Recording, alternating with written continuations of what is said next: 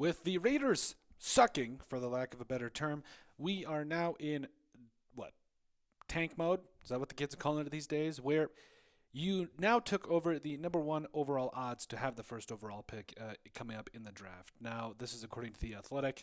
Obviously, as we do more of these mock drafts and everything, things are going to be, kind of shifting up and everything. Now, I believe, I could be mistaken, that the loss to the Broncos puts the Raiders in the number one spot. The Titans are right there as well as the Giants, excuse me. So I believe the Giants are on a bye week, so we'll see. Here's how we can secure the spot.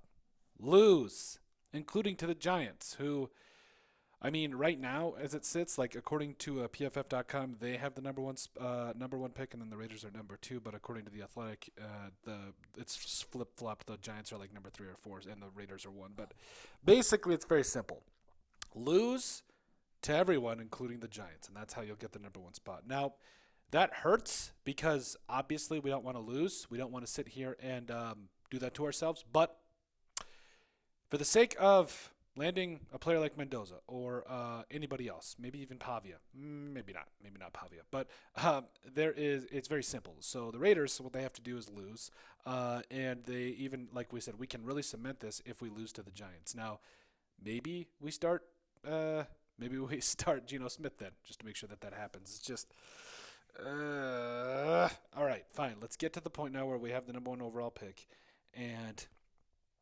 build from there.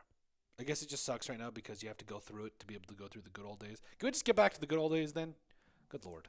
So there you have it. Here's what the Raiders needed to do. Lose, including to the Giants in a couple of weeks. They got the Eagles coming up, which that should be pretty easy to lose. Then after the Eagles, you have the Texans, which, again, pretty easy to lose. And then the Raiders also play the Giants, which will help them cement that number one spot, and then the Chiefs. So I think that this is a horrible spot to be in because we just have to root for our team to lose. But at the same time, regardless of if Mendoza comes out as well as, Simpson, whoever comes out, this could be good for the Raiders because if there's no quarterbacks that they like, let's go get more draft capital and really go from there. But we'll see how it all plays out. But in order for the Raiders to submit or to get the number one spot, they got to lose, which sucks. But, hey, it is what it is. Right now, they're pretty much a front runner, which is good.